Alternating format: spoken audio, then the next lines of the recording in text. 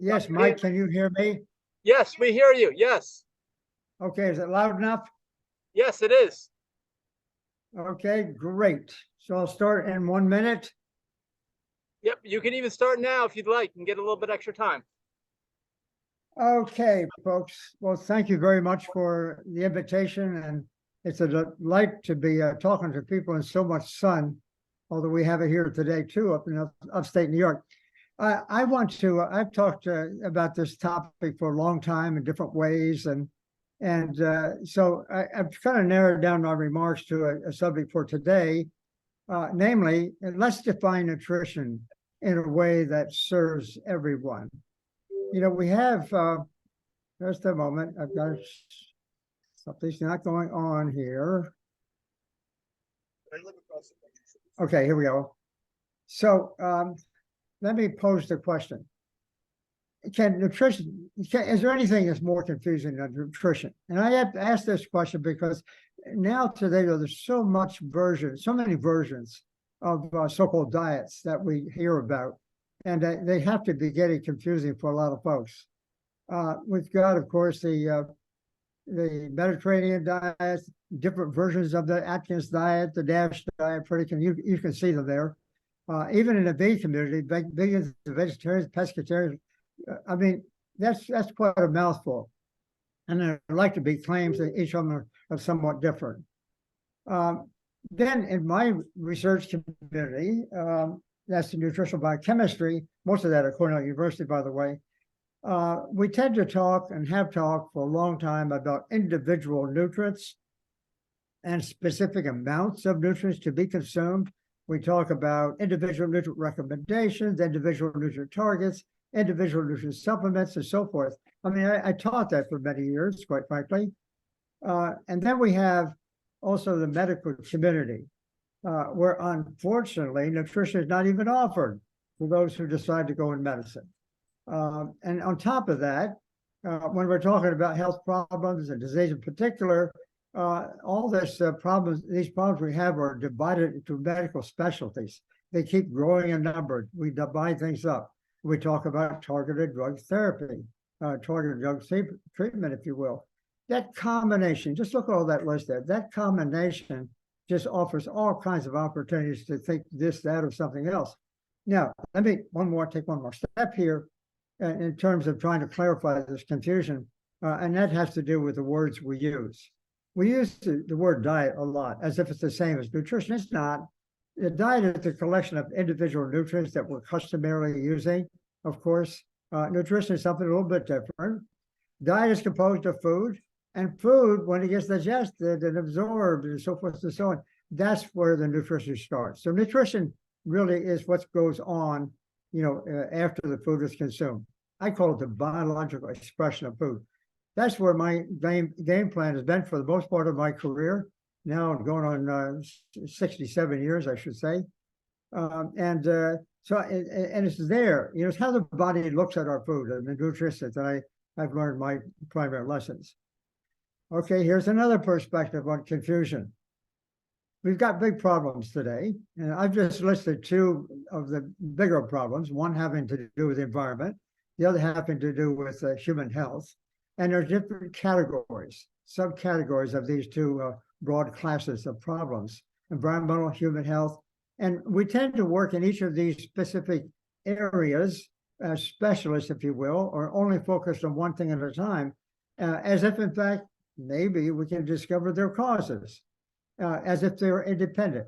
And so what I'm suggesting here with this slide is that, is it really true that each of these items here have independent causes? Yes, they're all special, and we have to work them in certain ways, but is there a possibility there's one broad spectrum cause? I'm going to say yes. And that's my talk for today. And that happens to be, is food that solution, the food we consume? Can food actually be a broad umbrella effect, if you will, for all these problems and more? You can think of some yourself. Is food that powerful that can address all these problems in a simultaneous way to different degrees? I'm going to say yes. The answer is yes, even though it's to different degrees, of course. Now, part of my story, too, has to do with the consumption of animal protein. For background here, let me show you this World Bank chart that shows that the amount of protein we consume on the x-axis, if you will, the amount of protein we consume is related to how much money we have. Here's a comparison of a bunch of different countries. You can see in the United States here, China's already way up here. It used to be low. But in any case, we got all these different countries, and we see a straight line relationship. In other words, there's a cause and effect relationship here in some way. The more money we have, then we can buy animal protein. And in my many studies, about many travels in different countries, I can tell you this is a common theme amongst the human, amongst all of us humans. When we can get enough money, the first thing that people want to get is animal protein. So it's have money, animal protein. Animal protein is considered to be high quality, as you know. But with all these complications, especially at the cellular level and digestive level and so forth and so on, I think I can actually reduce this complexity down to something really quite simple. So I've got a couple of simple diet recommendations. Consume plants, period. And you'll see in a moment why I make that very provocative comment. So there's no need to consume animals. And so by plants, of course, as you know, vegetables, fruits, whole grains, legumes, nuts, and a good variety of it at the time. The second thing we need to keep in mind, try when possible to use whole plant food. What that means is eat the food in a form, whether it's cut up or whatever, it doesn't make any difference. Eat the food in a way in which Mother Nature has an opportunity to see all these nutrients, thousands, hundreds of thousands, even millions of variations of nutrients in the food. So two things. If we just kept those two things in mind, we'd make a lot of progress, not think too much more about it. Now there's the link between animal food and plant food. As we increase the consumption of animal food, we decrease the consumption of plant food. So it's almost like one variable here. So when we're doing studies, and this is not very well appreciated in the epidemiological community, but there is one variable that is quite frankly very much related to our food choice. So if we eat a lot of animal food, we're going to get less plant food, and it turns out they both come to the same conclusion. More animal food creates problems, less plant food creates the same problems. So we got one metric. Now, so far I've talked a little bit about protein. As many of you may know, I was raised on a dairy farm, milking cows growing up, and so I thought this would be the last thing that I'd be talking about when I got big, so to speak.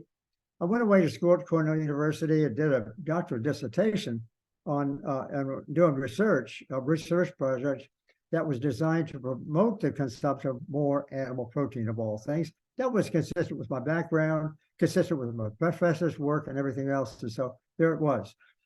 Then after that, my first academic position, I was in Virginia Tech University, where in fact at that time, I was asked to coordinate a nationwide program of nationwide program feeding malnourished children. That's quite a sight, and I really got impressed with how nutrition can go wrong. So there in the Philippines at that time, oddly, I got the impression, partly because of my medical colleagues, but I got the impression that the children consuming the most protein, and that was not very many in that population, they were the ones more likely to get, of all things, liver cancer. Liver cancer. In other words, more protein, more liver cancer. I couldn't believe that. That was not my game plan. But this Indian work, it came out on experimental animal studies showing, in fact, that when they fed two groups of animals, one high protein, 20% of calories, the other 5%, their thought was that they gave the high protein to animals that were destined to get liver cancer, maybe that high protein would protect them from getting it. What they saw was the opposite. No, the high protein, the ones that turned on to cancer, the low protein did not. I mean, that could hardly be more different, of course. So I came back home again and organized a study that went on for some years to, first off, primarily, is it true that protein can turn on cancer? So here's a little chart among many, just to show you one of the things that turned out that really got my head turning and thinking that, yes, this is possible. Here's a chart of the first 12 weeks in this animal experiment. The cancer starts out with a gene mutation or genetic mutation, if you will. And so on the the y-axis here, I'm sorry, the x-axis, this is time, first 12 weeks. Y-axis, the amount of cancer forming. And so when the animals are fed 20% protein, the cancers are growing well. When they're fed 5%, like what the Indian was, the cancer is not growing, even though it had the predisposition, if you will, for getting the cancer, the gene mutation. So 20%, 5%. Then we tried something a little bit more interesting. Eventually, I wanted to see what would happen during these first 12 weeks if we switched the diets. 20% is turning it on, switch it to 5%, turn it off, 20% on, turn it off. I mean, this was amazing. The whole idea that we could actually control, in this case, in this experimental setting, we could control the development of this cancer simply by adjusting the level of protein between 5% and 20%. That was, as I say, quite remarkable. It also led to something that really became quite a major consideration as the years went on. It basically showed that nutrition, not genes, control cancer development. Nutrition, not genes, control cancer development. Essentially the opposite, as we'll see in a moment, from what the cancer industry likes to have us believe. Soy protein, by the way, did not do this. The protein that we were using to turn things on was casein, the main protein of cow's milk. And so later on, we tried a couple of plant proteins. Even when it's fed at the high levels, the 20% levels, it did not turn on the cancer. So all of this, I'm summarizing a lot of work, really a lot of work, a lot of detail here. But basically, animal protein turns on this experimental cancer. Plant protein does not. That's simple. So at that point in time, something as striking as this, is something so unusual, unexpected as this, at least for me and others in research at the time. What we then have to do to prove it, if you will, is to find a mechanism how this works. So we started looking for mechanisms. And I started just looking at one, as you'll see in a moment. Then I had students, doctoral students working in my laboratory. And so I would, basically, they would do a research project going on for 3 or 4 years, development methodology and so forth, looking for another mechanism. I didn't at that time have anything else in mind than just trying to find out the mechanism for this unusual protein effect. Here's a summary, what happened. And I'm showing this slide here in a double image, if you will. This shows that basically the schematic we use in cancer research to study cancer. We tend to divide it up arbitrarily into 3 different phases. Initiation, that's when the cancer is starting. And then it goes through a case of promotion. That's where the cancer is now starting to grow and grow and grow, and the cells are dividing. Finally, we come to a point where, in the case of humans, we see we've got some problem here. We get diagnosed, and we find out that cancer is there, and it's been migrating now to another part of the tissue, another part of the body. That's metastasis, so we call that progression. So these are the 3 stages that experimentally, at least, are kind of convenient to study. So then the first thing I did was trying to learn during this first phase, what does high protein do to some mechanisms that would turn on or turn off cancer? And we found a bunch here. I mean, for example, the high protein diet increases the rate of the carcinogen into cells. Wow, we could have stopped there and say, if we can find out mechanism there, maybe we can develop a drug and block it. But we kept on going on just because I had access to these wonderful students I had. We went to another phase. When the carcinogen goes into the cell, it meets up with an enzyme called mixed function oxidase. And so we wanted to see what effect the high protein diet had on that. It actually elevated that enzyme activity to increase more of the carcinogen being converted into a product that actually binds to DNA acid genes. And it increases the enzyme activity, and it changes the structure and does that. And finally, higher protein diet increases the amount bound to the DNA that causes mutations in genes. But then along the way, we have a mechanism to protect us, a default mechanism that protects us all day in and day out from these kind of events. It's called DNA repair. The high protein diet in that case turns it off. So here's 5 things we looked at over a few years, and every one of these so-called mechanisms, the high protein diet was doing its thing. And then during the second phase, we looked at a bunch more. And I don't want to get into all of these details here. This is worth about 2 or 3 more, or might be 5 or 10 other lectures. But here's a summary of what we basically found. There were 8 mechanisms that we looked at were turned on, and they're the kind of mechanisms that increase cancer. 2 mechanisms got turned off, with a high protein diet. So the animal protein, 20% of calorie level of protein to casein, when that's being fed, we got 8 mechanisms being turned on, 2 being turned off, all the while looking for the one, if you will. Finally got to a point, I don't believe this. Maybe there's not such a thing as a single mechanism. And so all 10, 8 up, 2 down, they all worked in unison. That was a remarkable thing that I thought we developed. And I will talk a lot more about that because that changes the whole definition of what is nutrition, quite different from what we have generally believed. In any case, at this particular point in time, I can ask, well, we did. I wondered, which mechanism was the one responsible? There is no one mechanism, as far as I'm concerned. If we could identify the single mechanism, then we can make the drug and block that mechanism, block the cancer, and keep on eating the food.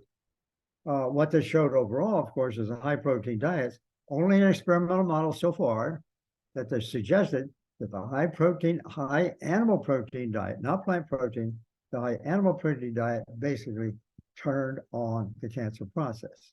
One of the things that it did along the way, this particular set of data here, it told us something that we like to know in epidemiology. When we see something strange, as I said before, we want to know whether it's biologically plausible, in other words, which mechanism. And I think we showed here in spades that it was entirely plausible. All of these mechanisms were all changing together. And I'm sure there could have been dozens and hundreds more if we had looked at them, that are all just kind of working together to create the response. Really quite dramatic.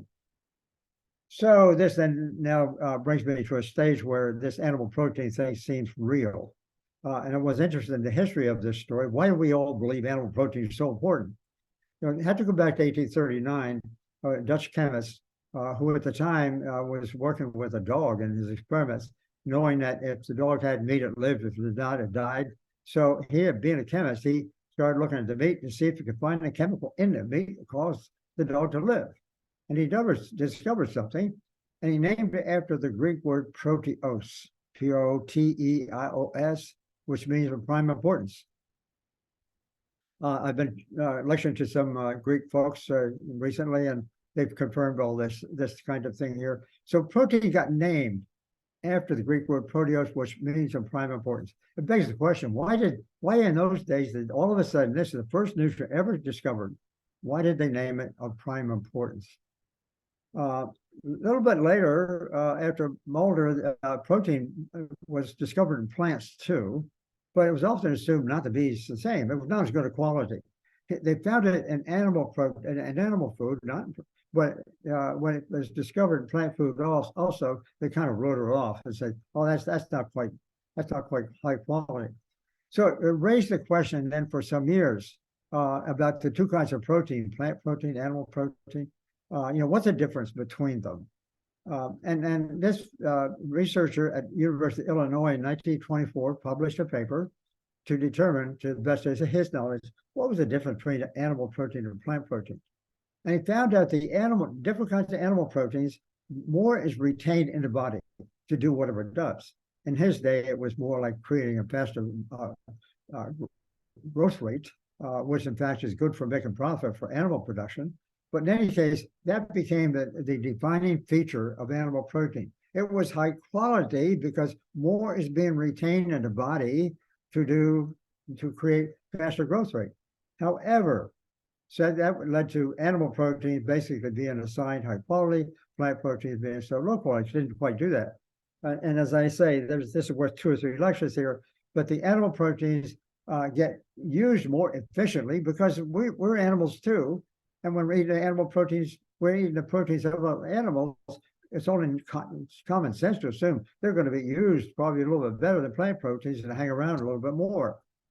Just quite this replacing like, if you will. in any case, more recent times, especially with my own research, it turns out that when animal protein is consumed, more is retained. Yes, more is retained, but it also causes some other things. Here's a bunch of things here. It increases the growth hormone, which stimulates cancer. It increases blood estrogen. That's a estrogen hormone and circulating in women, of course, that's associated with breast cancer. The high protein diet increases the production of these free radicals, which spur cancer too. It increases cancer mutations and so forth and so on. And so the high protein diet does all kinds of things to increase cancer. And I'm skipping over a lot of stuff here that really has been more or less shown in humans too by this time. We did this way back in the 1980s, actually. So it's without a doubt, the animal protein turns on cancer. Plant protein does not. Secondly, and this has been known now for over 100 years, by the way, animal protein increases the level of cholesterol in the blood. It increases the bad cholesterol, as we call it, LDL cholesterol, which in turn increases heart disease. So animal protein, more being retained. All these proteins, when more is being retained as an animal food, the more retained, you get more cancer, you get more heart disease, and furthermore, you get more diabetes and a bunch of other things. So that whole concept of high quality, ignore it. It was a mistake, a very, very sad mistake that they came up with now, as I say, over 100 years, about 100 years ago. So we don't need all the animal protein. We don't need really any. Let's go on here and think a little bit more about this. I want to move now from the experimental animal data to the human studies. And now I'm going to show you a bunch of relationships of the consumption of animal protein with disease production. And these are all the research products or research results of other researchers between 1959, when I was first starting my career, until the latest one is in the 1980s. And each of these researchers were looking at the relationship between animal protein consumption and some disease outcome. They were looking at this as if each of these things is just only for that disease. That's not quite true. But in any case, here's a plot. It's a screenshot. As animal protein is increased for a bunch of different countries, these are all countries. As you look at the consumption of animal protein in different countries, and then look at kidney cancer, renal cancer. As animal protein is increased, look at that, almost a straight line relationship. What it tends to suggest, if you take this literally and specifically, as soon as we put any animal protein in our mouths and consume it, we're starting to raise risk for these various and sundry diseases. And so it is. There's the US way up here near the top. Here's another plot here, again, with animal protein and heart disease. These are all countries. This was published in 1959. This is the first one, actually. And here, again, I drew these lines. The research at the time did not, but I put these regression lines on there with an algorithm being used to show the shape of the curve, if you will. And again, we see a straight line relationship. More protein here on the x-axis, the more heart disease that occurs. Okay, here's another one. This is done in more recent times. I think it was early 1980s. In this case, this researcher was comparing the effect of non-fat milk on prostate cancer for a bunch of different countries. Okay, again, the same relationship. Non-fat milk, by the way, it has almost no sugar, and certainly non-fat, no milk. So non-fat milk is like a protein drink. And so as these people are using more and more of that protein drink, their risk of getting prostate cancer dramatically increases. The same as the other two, kidney cancer, heart disease, prostate cancer. Here's one for breast cancer. This study here was done by a friend of mine in Canada. It was published in 1975 and several more times after that in various publications. And what he found was that for these different countries, as saturated fat intake goes up, you get this straight line relationship. Well, saturated fat, by the way, it is a 94% correlation with animal protein because saturated fat is mostly in animal food. So in effect, this is animal protein consumption. Animal protein consumption with the development of breast cancer. Look at that. Really quite impressive in more recent times, okay? Here's some more. In this case, we're looking at heart disease again, but in this case, rather than looking at just the animal protein itself, what this researcher was doing is looking at cholesterol intake. Now, you all know that cholesterol is only present in animal foods. So they're consuming more cholesterol, and they're seeing, again, the same relationship. Just keep in mind those straight line relationships. Here's one for colon cancer. The relationship between meat intake and colon cancer for different countries. And again, we see the same thing. Here's one for uterine cancer. And these are really quite dramatic. And there's more slides like this, but there's enough. What it really shows convincingly, in my view, is that as we start consuming more animal protein or animal protein surrogates, which is the same thing, like whether it's skim milk or fat or saturated fat, whatever, as we eat that kind of diet that's got the animal protein in it, we see an immediate increase in risk for various systemic diseases. Quite a number, as they say, there's still more. So animal protein, I call them surrogates, whether it's cholesterol, meat, total fat, low, and so forth, they're all showing the same thing. Eat your animal food, get the animal protein, and get disease. Here is the plot of the fellow that my friend in 1970s, he tried plant foods, and here's what he got, nothing. So plant foods don't seem to have any relationship with breast cancer, for example. Okay, now I want to turn your attention to something more recent. This is research of our own in China, when we were doing that study there. The real China study, you've heard about it probably, was done during the 1980s, early 1980s. It was published eventually in the literature, and then the China study itself in the early 2000s. But in any case, we did that study twice. The second time we did it with Taiwan. Taiwan and China got them working together, which is quite an exciting achievement, I have to say. And here's what we got. I'm going to show you only the schematics, and it's very recent, because it relates to something that we're all concerned, we've been concerned about, and that's the virus. But viruses generally, they basically infect us. They just kind of land on us, or we breathe them or drink them or whatever. They infect us. And initially the virus is active. We call it an antigen. So among almost 9,000 adults, this is done in the late 1980s.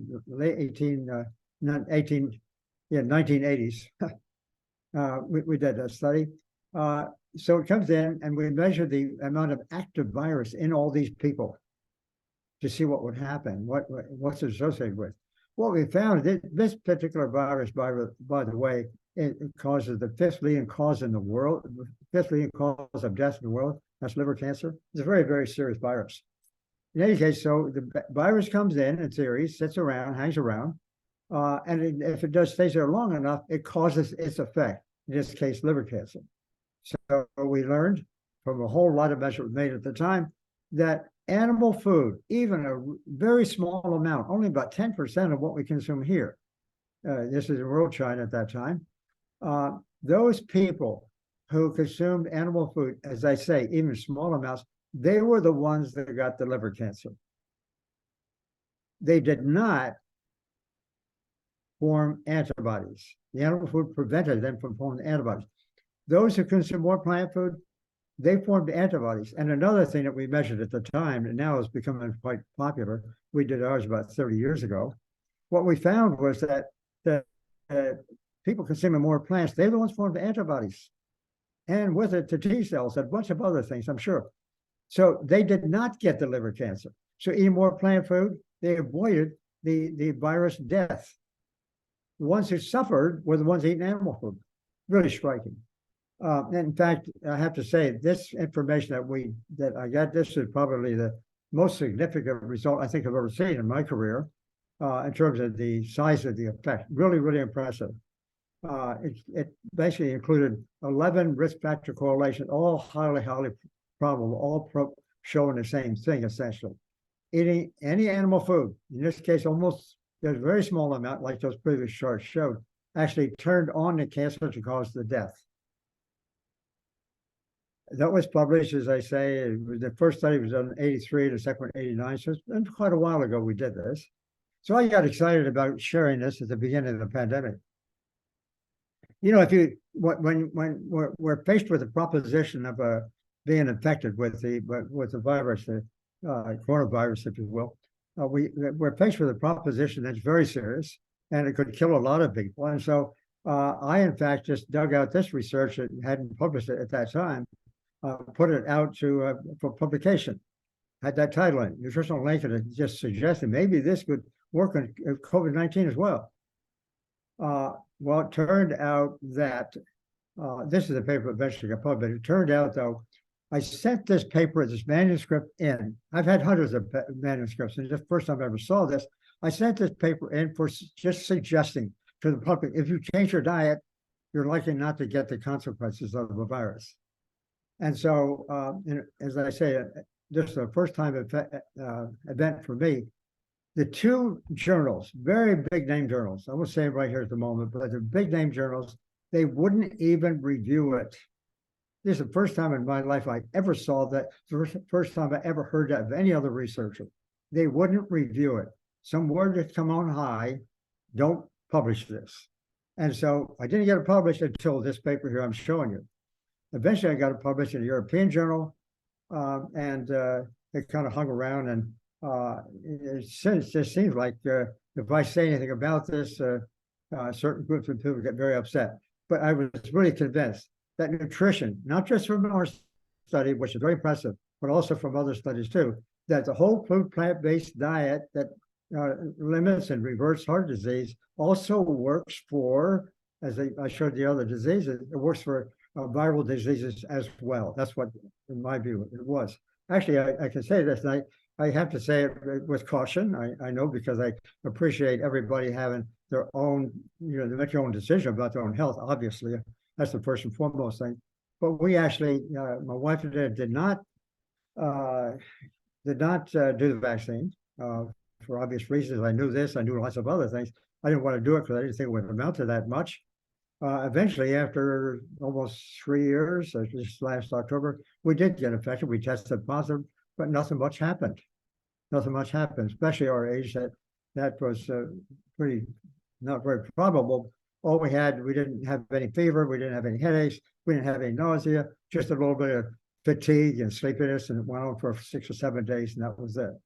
So here, I'm showing this primarily not to talk about my own personal situation, but simply to point out that the whole question of nutrition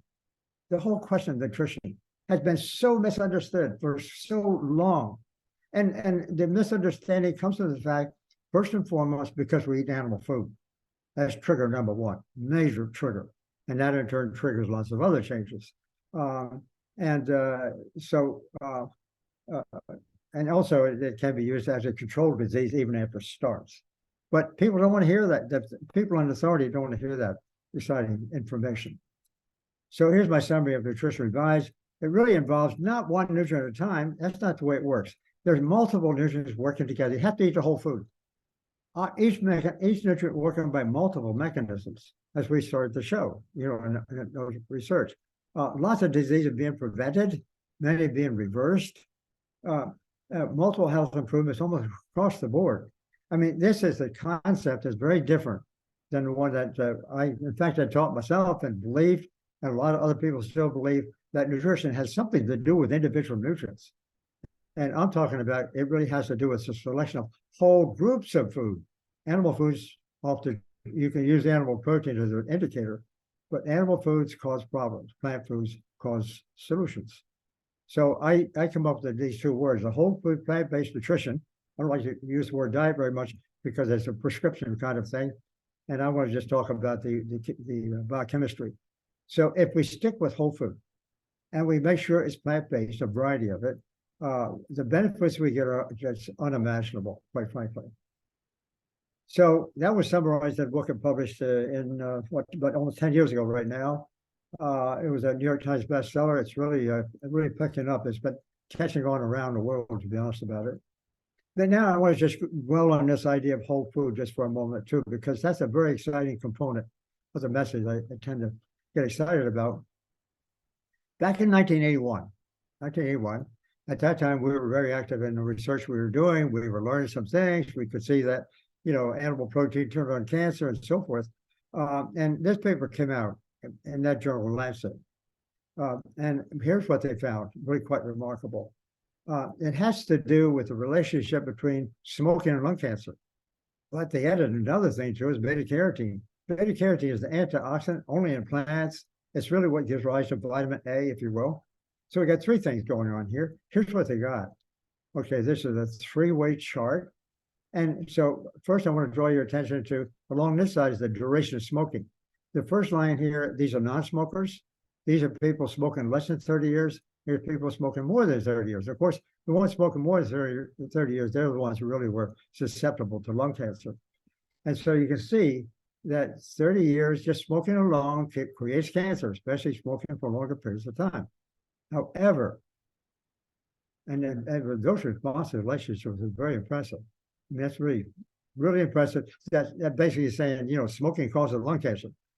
Keep in mind, this is back in 1981 when we were trying to sell the message for people to stop smoking. So this is an important study at that time to prove the point. But here is the one that really caught my attention. Along this axis, if we look at just among these heavy smokers, what they did, they divided them 4 groups and measured the beta carotene consumption, that means plant consumption. And it turned out the heavy smokers, the more beta carotene they consume, more plants, the risk of getting lung cancer dropped very remarkably. A dose response relationship, that's really impressive. I was aware of this and I've given a couple of talks at that time, got warned, stop talking about this because they're trying to stop smoking. This suggests that, yes, might suggest that people can keep on smoking and as long as they ate the vegetables along with it. But of course, I didn't want to promote that message myself, but that this nutritional effect, even amongst people, seriously compromised in terms of getting cancer, that is working, if you will. Anyhow, they caught the attention of some researchers and said, you know what? We maybe this beta carotene is for real. Why don't we take some smokers and do another study and just give them beta carotene as a supplement? Keep in mind, this is during the period when supplements were just sort of getting started, at least in the way that we came to know them. So they wanted to do the study, and this was done very well. As the study involving, it turns out, 29,000 male smokers. It was a joint study between Finnish and American scientists at the time.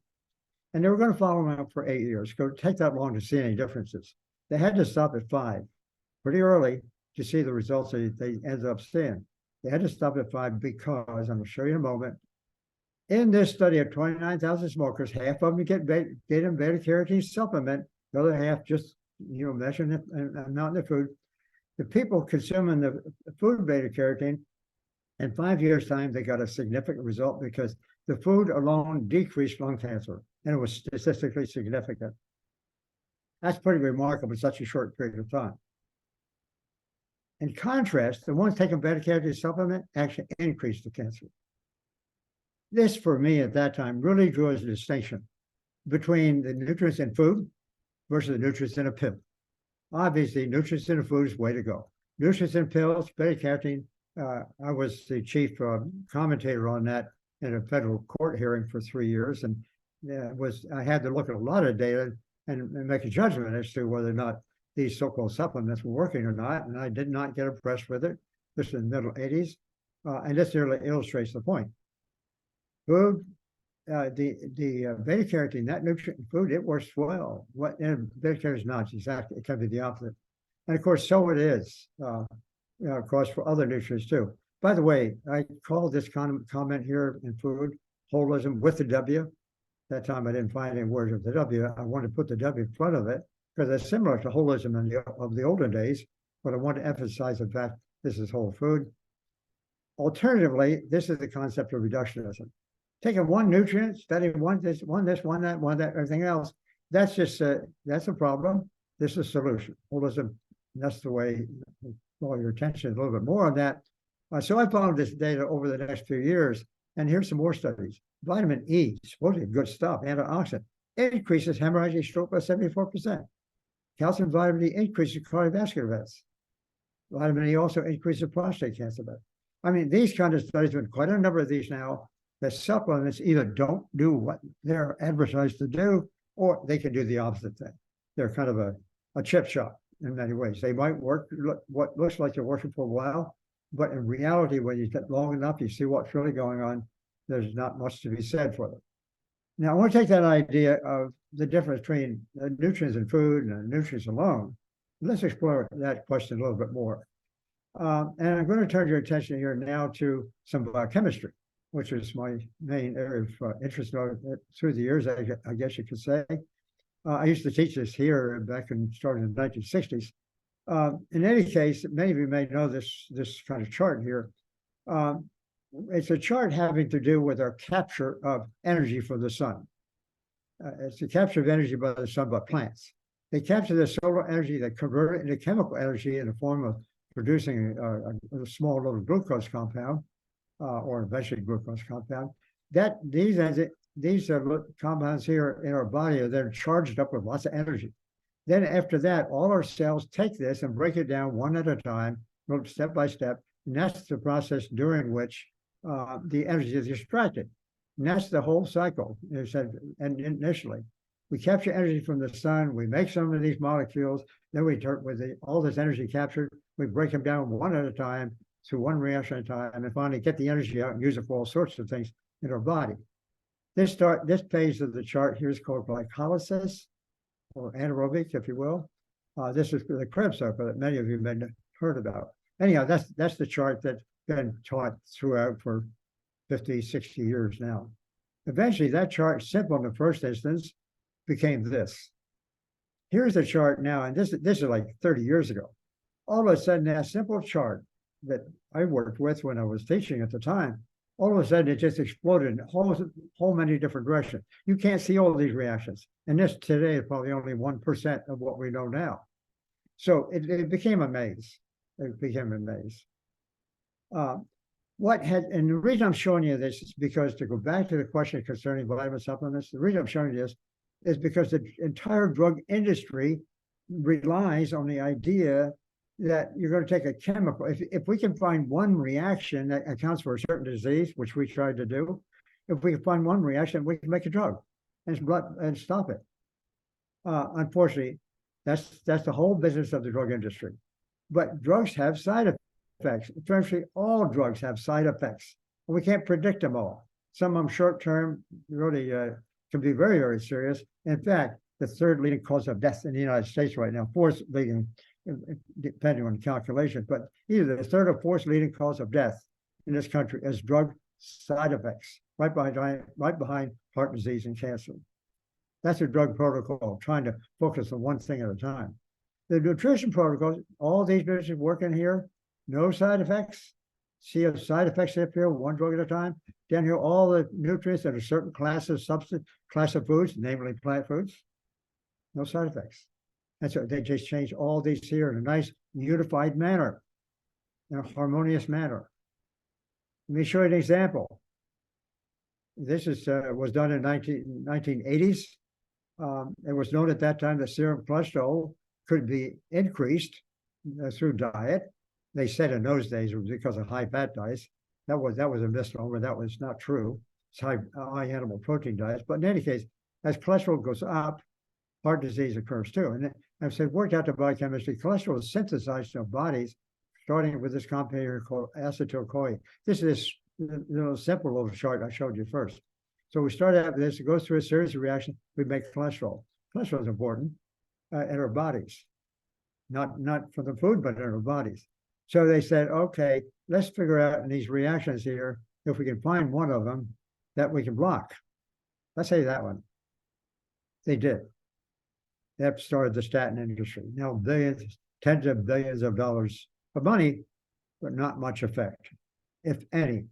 And of all these years, the statins have a lot of side effects, and it's questionable what really benefits they provide, quite frankly. It's a lot of studies don't show any, some might show 10, 20% in the short term, but basically, this is what I'm talking about. When we use nutrition, change everything at the same time, we can reverse disease, like my colleagues, Dr. Estes and Dr. Ornish have done. Reversing heart disease, for example, we can reduce a lot of, reverse, I should say, a lot of these serious diseases. Unfortunately, almost everybody relies on drugs to do the same thing and gets into problems. One more example. This is really big. This is published at the National Cancer Institute, who funded at least 90% of my research. By the way, I was handsomely funded for many years. Every single penny of it was public money. It came from NIH, most of it, 90% from the National Cancer Institute. But in any case, this is my sort of home institute in a way. But in the webpage, I think they recently changed it, but just a few years ago, they emphasized the fact that cancer is a genetic disease. First line on the web page, cancer is a genetic disease that starts with genes. And they assume that by starting with genes, then we're going to find a drug to block the gene or block something else having to do with the gene product, whatever. So they say here, cancer is a genetic disease that is caused by changes to the genes that control the way it functions, operate, and grow.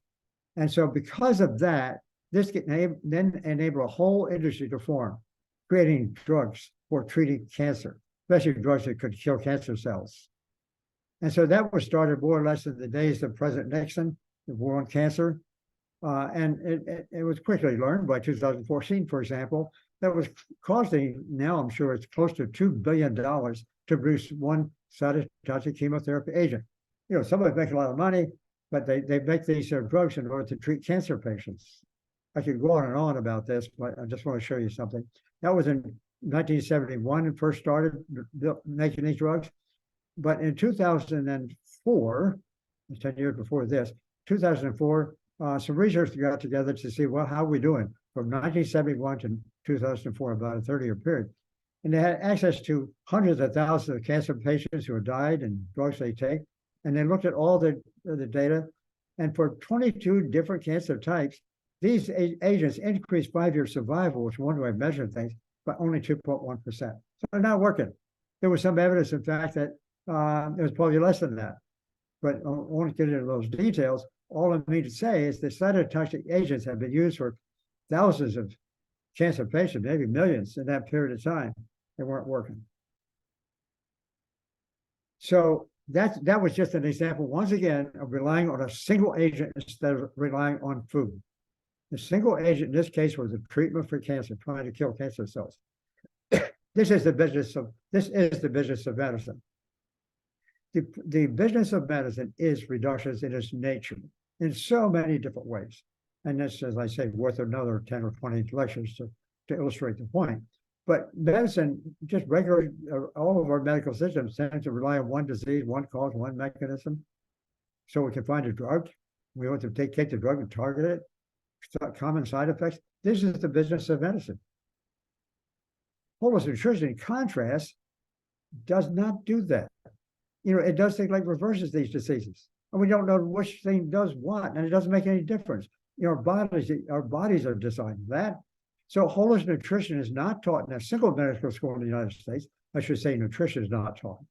They might have a few hours here and there, but it's not the kind of nutrition I'm talking about.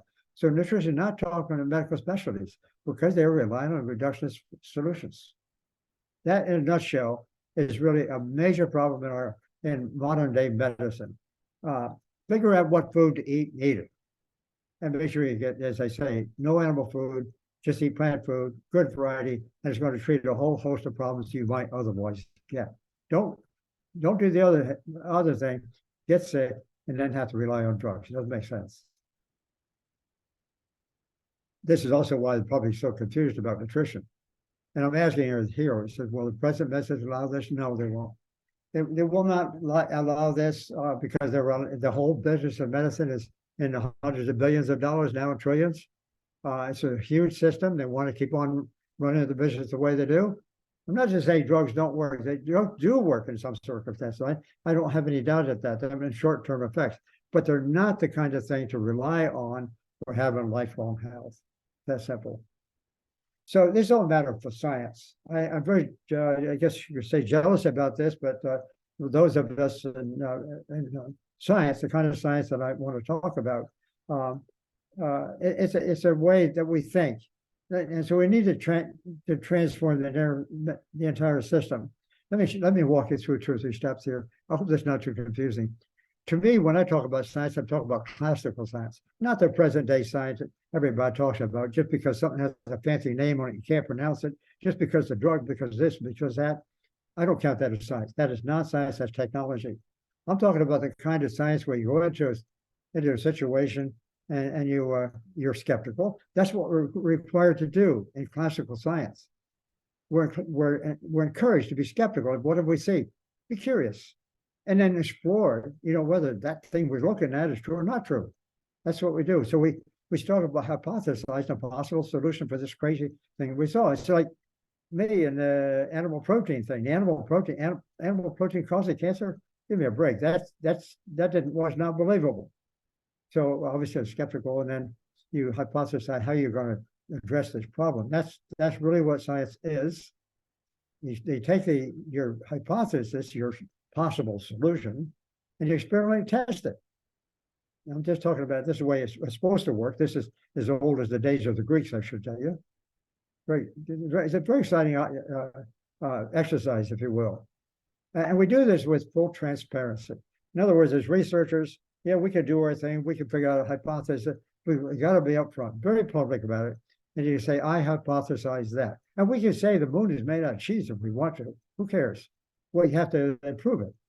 So we work in the light of day. Everybody can see what's being done. Not supposed to be hidden or secret. And we're supposed to be doing it without our personal bias. And we all got biases. And those biases you got to be open about them.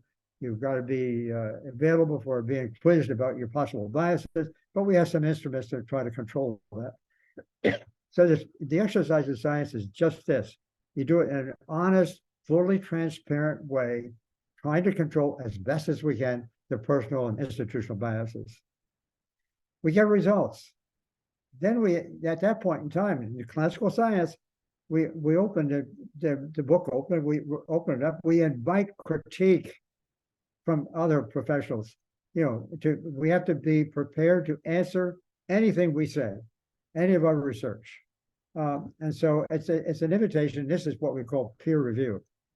We submit our results in, professionals look at it, they come back with a critique, they may say, no, we don't want this, you're wrong here, here, and here, but the author gets a chance to answer. So this is one of the greatest adventures ever in my experience, the whole idea of peer review. So we get a result, we got to be prepared to be wrong. And so it comes down to this statement here I rather like, that I've used quite a bit, but Dr. forget his name now, Tyson, had a book I've just read, and he's head of the aquarium, not the aquarium, but planetarium in New York City. He came up with a really short statement. This whole exercise of science leads to this idea. We own opinions, but we do not own facts. I mean, I'd ask you to just think about that a bit. We own opinions. 90% of the conversation, I must tell you, even probably 95 to 99% of the conversation we have every day is our opinions. We say this, that, and everything else. Yeah, we quote facts from time to time. But when we finally get to a fact, we don't own facts. Facts are there. Okay. So we have to be mindful of that. And I'm putting it here simply to try to emphasize the importance of science to try to find solutions to difficult questions. So eventually, it came around, and I got in a lot of trouble over those years because I was doing things, thinking outside the box, I guess. And finally, my wife got tired of me complaining, and she told me in the 1990s, says, why don't you write a book for the public? Which I did, and it came out in 2005, the first edition of this. And I didn't think it would do much of anything, to be honest about it. It's kind of hard to write science for the public. My son, who now is a physician himself and carrying on this research at the University of Rochester, we wrote this book, The China Study, came out in 2005. This edition shown here is 2016. And now it has, in fact, come close to selling 4 million copies. I guess it went way beyond anything I thought. It's been translated to 50 foreign languages. It says here over 3 million copies. That we know for sure. It really succeeded far beyond our imagination. And I'm not trying to tell you something or tell you about anything extraordinary, but what it told me, I was not inclined as a professional scientist to go out and talk to the public. That's what we sort of believe that nonsense in science itself. You stay in your own community, do your own language, et cetera, et cetera. And I was taking a chance to go out to the public trying to put it in that kind of language, but thanks to my son, worked out pretty well. And what it showed to me is, wow, there's a lot of people out there now doing the wrong thing, not knowing. They don't know what they don't know. They're relying on opinions of their own. They don't know what they don't know. And so, unfortunately, probably, and the best estimate these days is around 75 to 80% of us, minimum, are dying before our time in the United States from diseases, serious diseases. 75 to 80%. Why? Because people tend not to know about this nutrition. Were they to have this nutrition, things would change. And that's a whole story in itself. I'm doing another book on that question. How does that happen? This is a recent one I did with my grandson, actually, good writer, talk about the future of nutrition. Came out in 2020. And this book, we're identifying in here the kind of mistakes we made over the last century and a half. The mistakes that people accept as fact or not. It's kind of interesting. It's revealing present untruths and hopefully determine future truths. So for the last, I think, 15 years or so, we've had an online course that happened a little bit by accident. I won't go into the details, but we started this at Cornell with a company that did online learning in those days. Nobody had much hope for online learning, but we did our thing and put it online. And it was all focused on some of the stuff I'm telling you here about plant-based nutrition. And we give a certificate out. We like to think this is science-based. We work hard to try to use information as science-based as possible. There's so many other things that just sort of say things without the science being added. We offer continuing education credits, which are important for professionals, of course, CMA credits, if you will. The website is nutritioniststudies.org. Many of you may know about it. We have now a new Spanish version coming out. Very exciting because we've got Spanish authorities, experts, working in the program, offering that. I understand somebody else's estimate. There's something like 500 million people in the world speak Spanish. So we're really excited about this, taking this that way. By the way, this course of ours we've had the last 20 years has been the #1 online course at Cornell during the whole time. So it's really done quite well. By the way, I'd like to bring to your attention, someone's there at your meeting, Dr. Yolanda Caudill. She's now on our medical advisory board. We just recently formed with some really outstanding doctors that will be developing some projects and so forth and so on. She's associated with an organization of her own called Dining Beef Pediatrics, and I understand she has a stand nearby. And so for any of you interested in this course, she's there. She can tell you all about it. And so we're really excited to have her on board. So stop by and check her out as to her ideas on this. And we got one more project coming up. This is a project in the Dominican Republic on the subject of food sustainability. Now, this project has to do with my daughter, who's now the president of that organization. Got a place down in the Dominican Republic, at a place that had become wasted because the lush forest was all cut down for cattle raising. So to send meat to the United States. So there is a connection. I have to tell you, many of you may know this. There's a serious connection between environmental problems that we now experience and the food we eat. As I showed you in that first slide, all kinds of environmental problems are occurring because of the food we eat. And quite frankly, the best estimates on that's the cause of environmental problems, I should say, in a broad context. The best estimate is that at least 70 to 80%, even more, of these environmental problems are caused by our food choice. What does that mean? We're eating animals. We're tearing down forests, as many of you already know this. We just need to change our eating habits. We get better. We spend a lot less, we save a lot of medical care costs, and we begin to save the environment. And so that's what we're trying to do with this program now. It's a new dimension of, we just recently set that up.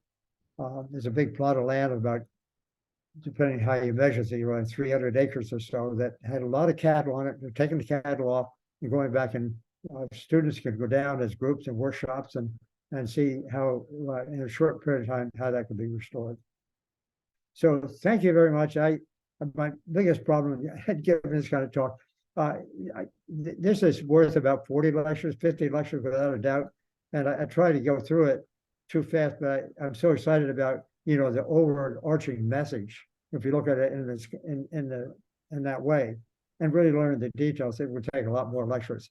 So I apologize if I went a little bit too fast here on this, but I have to tell you, this idea of eating plants and knowing the science behind it, really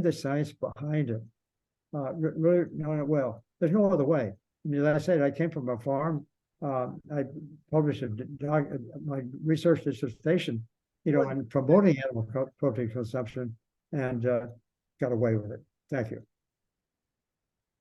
Thank you, Dr. Campbell. Yes, thank you.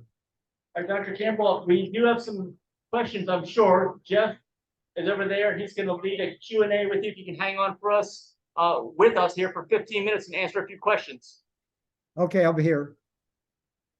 And can you make your screen big so we can see you on the big screen, just you? Yes, let me stop sharing just for a second. All right, well, Jeff, why don't you see these questions right now? Go ahead, start fielding the first question. Yeah, I'm not the same as looking today as I did one time, so. Yeah, you got it. Good job. Okay, go ahead, Jeff. So very nice to share this space once again. It's absolutely wonderful. All the questions we have, you already answered a bunch of questions. But the trouble is, it's gone on so much. I can't hear. Oh, I'm sorry. Yeah. It's better. Yeah. It's better. Jeff, just go ahead and ask questions, and I will just translate them to Dr. Campbell right here where he can hear it from me. Okay. Well, why don't we get questions from the audience? I think if you already answered yours. Do you have any questions from the audience for Dr. Campbell? All right, well, Jeff, why don't you go ahead with one of your questions? I know that Denise had picked one out that was relevant that she wanted to get an answer on. Denise?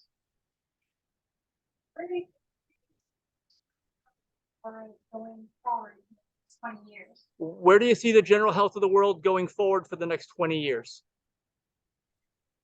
I could look at the dark side, but I prefer not to. I mean, we have some serious problems, but I think largely because we're following the model of making as much money as we can.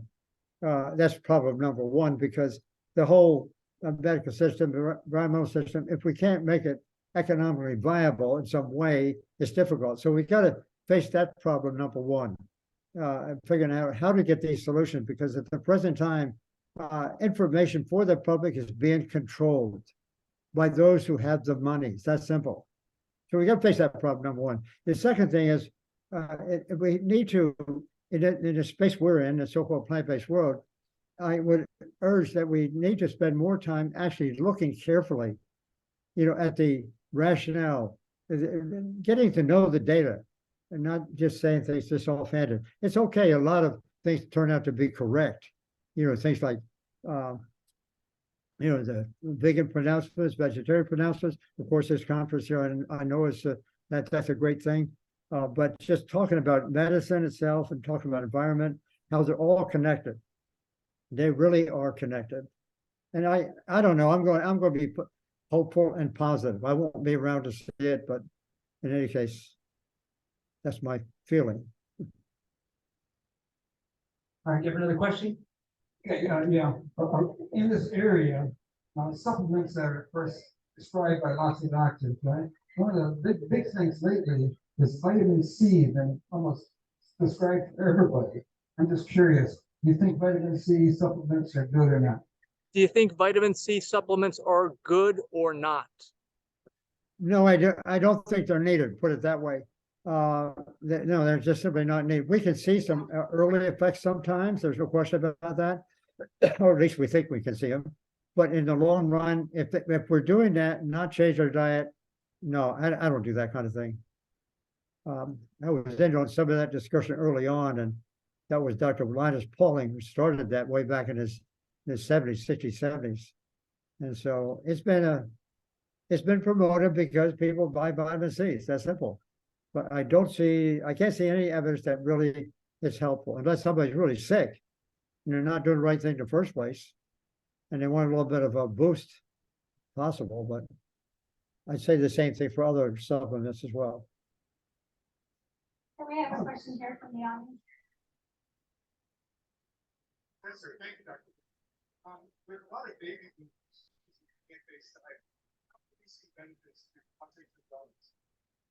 With a lot of baby boomers choosing a plant-based diet, how are we seeing benefits to cognitive wellness? Can you repeat that again? Missed the first part of it.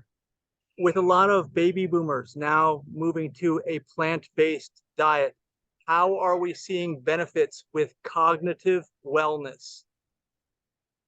Cognitive wellness. That's a good question. There's a gentleman I knew some years ago who had some pretty good evidence from the clinic on that. He was a psychiatrist, I guess, or psychologist. I'm not sure, I guess psychiatrist. And he was actually testing some people with various cognitive issues and other sorts of things. And the evidence we have is not as robust as we'd like to think. But in reality, what we do see is positive. So I don't know quite how to answer. I can't give numbers, of course. There's a lot of people. The CARES, I think, man and wife team, CARES and on the West Coast, they're doing things with Alzheimer's. Dr. Neil Nedley in the Midwest was looking at a variety of problems. Cognitive, impairment. I guess I could speak to that myself because that comes in older ages, and I could say I don't remember things quite as well as I did. I have to be honest about that. But I'm 89 right now, and I don't know. I'm still excited about remembering things that I remembered. So I don't know. I don't know quite how to answer it. But I think it's bad. And this diet works on so many things so well. All we need to do is just stay with it. We can't go wrong. That's all I can say. Thank you. Things going on and so on. Many things are suggested, including intermittent fasting. What do you think of fasting? People have suggested intermittent fasting. What do you think of fasting? Well, I'm quite a fan of fasting, to be honest about it. Intermittent fasting has some definitions. There's some schedule, of course, to go along with it.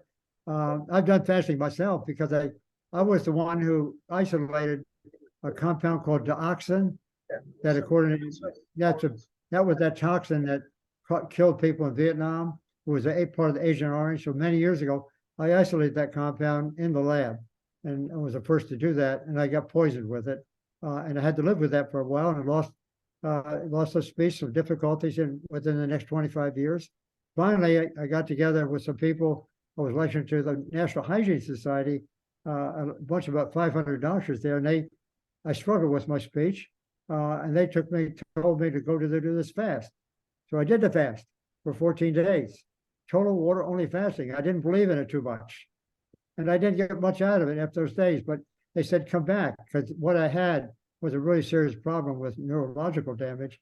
I came back a year later, did another 10 days, and darned it, the thing didn't mostly go away. So, and since in the meanwhile, this is an organization called True North in Northern California, near Santa Rosa. Dr. Alan Goldhammer, he's a fantastic fellow. And I seen he has used a lot of patients. They come there, they do fasting up to 40 days, believe it or not. I was there just 2 years ago, actually. And some people are doing it just fairly routinely, feeling good about it. And I know some individuals in particular that fasting just resolves things. I don't know about the intermittent fasting. I know that's, on again, off again. I have to believe that it's good, but kind of fasting I'm talking about is doing it long enough to get resolution. That might be, as I say, up to 40 days. But I'm really impressed with the results they get.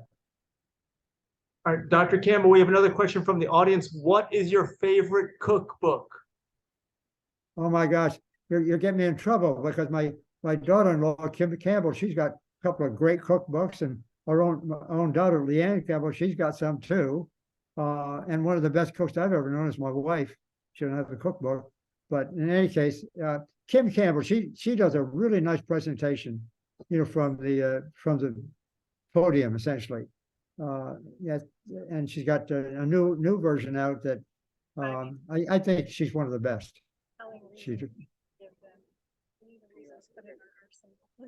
Okay. Okay, Actually, of the many good book, great books you've written, which book do you recommend to read first? which of your great books that you've written do you recommend we read first? Well, the China study, that seems that they're still going like crazy 18 years later. And people say that it's readable. A lot of people have gotten benefits from it. And I hear this all the time. I had no idea it was going to last this long. Then the second edition of the China study is 2016. So get that one. And my friend, Dr. Colin, we're very good friends, as you know. He does reversal of heart disease.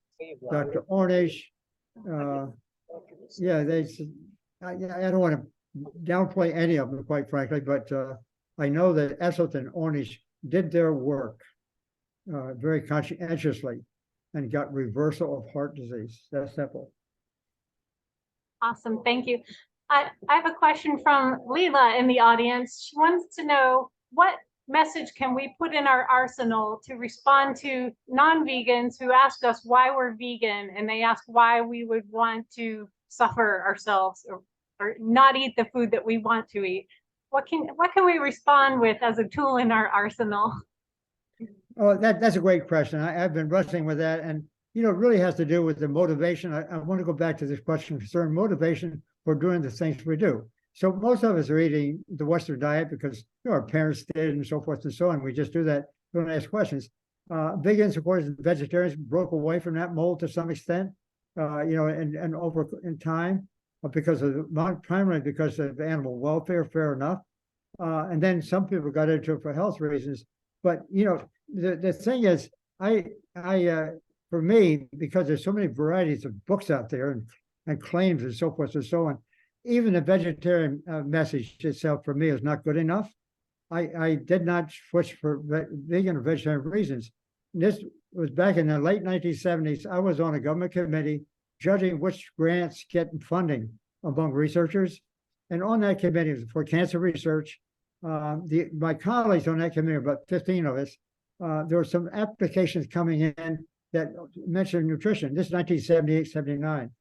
And they wanted me to give them a lecture, comments on nutrition in our next meeting. And I didn't. I didn't want to use the word vegetarian, to be honest about it, because people couldn't subscribe to it. So I came up with a plant-based. Not the best of the world was plant-based. Later I added the word whole because of my work with the Federal Trade Commission of Washington. But nonetheless, I wanted to say it that way because that was more science for my way of looking at things. But we're looking at all these different variety of ways of thinking about things, different communities. The thing that works best, it works best for me at least, is knowing information. Okay, that's not enough for a lot of people, and I understand that.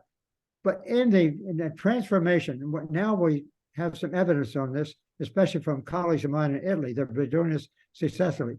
If you put people on a 10-day jump fast, for example, I have two sons who are doing that. You see remarkable results in 10 days' time. Absolutely remarkable. But unfortunately, just doing it for 10 days, a lot of people, only about 10% of those people stay with it. And you sort of wonder, well, let's do it for 15 days. It's still not a lot of people continue on with it. So we have to struggle with permanent change. My Italian friends did something I really find quite remarkable. And they've done a lot of this. They ask them to join the Jumpstart for 9 days. These are people who needed help. Were sick somewhat. They saw the benefit, and then they asked them, how would you like to do it for another 15 days? Everybody said, yeah, I'll do that because they're feeling good. And then they did that 3 more times. Finally, they were up to around 2 months on this diet. At that time, 100% changed. It comes back, makes a point. I told you these details because it comes back and makes a point. People will change or not change according to taste preferences. If we only do it for 10 days or 2 weeks or something like that, we don't give enough time for our taste preferences to change. But if you do it for a month or a little longer, our taste preferences change, and we just don't want to go back. I know that from personal experience. I mean, I was a guy who grew up drinking milk and meat and eggs and all the rest of it. And when I got into this, my wife and I started to change it because the evidence was so persuasive. So it took us like 10 years. But I could tell you, once we got there, really there, and that means no dairy, by the way, no dairy. That was a hard one for me. But when you get there, you had these newspapers. I couldn't go back and eat meat or eggs for anything right now. It's so foreign to me. And so I think to answer the question, I think it really has to do with become accustomed to new tastes and discovering, wow, I never realized that. Then you never go back. Thank you, Dr. Campbell. Another question about supplements. I know you don't like them very much, which I understand. Someone in the audience asks, what about B12? Does that have any negative side effects as a supplement? I think the B12 story has gotten really out of order, but I don't want to say it completely. That all started with someone I knew, that story way back in, what was it? In the 1970s or so, man, but Victor Herbert. He was wanting to have something to say, I guess. In terms of B12-like compounds exist in plants too. So he got stretched a bit. And the only evidence that I've heard of where people really suffer was a case of a young Nigerian girl. There's other claims too, they're probably reliable, that, you become a little lethargic, for example. The blood just not working quite as well. And so routine B12 supplementation is usually advised by many people in this community. And it's also water soluble, so it tends not to be harmful. The chance of being harmful are very limited, non-existent. So why not? I mean, you take B12, but I mostly only take it because my wife says I should take it, but very little, but once every 2 weeks. Okay, thank you, Dr. Campbell. Our last question is from someone in the audience who is anemic, and she wants to know if there's any certain combination of foods that will allow her to get enough iron and absorb it well. Well, let me go back to my comments of B12. The best thing to do is go get a measurement of B12, serum B12. Is this possible for some reason? She's really low. Now I'll change my story a little bit, because if you have clinical evidence, if you've got clinical evidence that B12 is really down there, and that means something below 250, maybe down to 100, 150, something like that, then you better try some B12 to start with. As far as iron is concerned, that's the other thing that helps in anemia. Our study in China, which was huge, and many of you may know about that, we measured in 5 different ways iron status for all those 6,500 people. And we found that although they were all using mostly plant-based diets, none of them were essentially anemic, if you will. So I don't quite know how that. I mean, there are specialists who know better than that. You got to check on possible pathogens like parasites. They can cause that kind of problem. So a little bit of workup, but clinically is useful, the best I could say. But as far as diet is concerned, I can't say too much. Don't eat meat. We don't need that heme iron, that's for sure. Okay, thank you, Dr. Campbell. All right. Do we have any other questions? I think that might complete the session. Jeff, do you have anything else? No. Okay. Well, thank you so much, Dr. Campbell. It's been a pleasure here, not only with the lecture and the questions and answers, and a big round of applause for Dr. Campbell. Thank you so much. Thank you. Have a good day, Dr. Campbell. Thank you. Bye-bye. So.